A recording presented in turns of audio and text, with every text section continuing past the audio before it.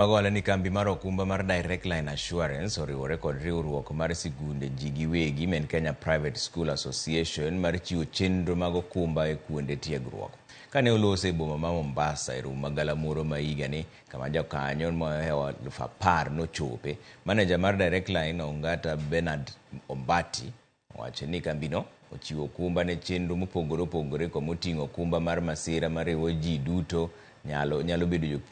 jopuonjre kata jotich mamoko mag kuonde tiegruok. Wach morwaki kod jakom mar Kenya Private School Association Charles Ochume mawacho ni okumbano biro reso jonyuol kuom lal mikelo kod masiche e skunde kaka muoch mar mach kata masiche mag ndara. These products so that the schools can be able to get us with us and insure all their products, all their properties, so that in case of a misfortune, Directline can be able to compensate and relieve our parents who are suffering from school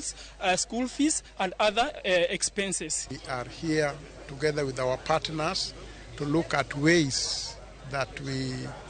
will be able to enable us to stay afloat and be able to keep our schools running.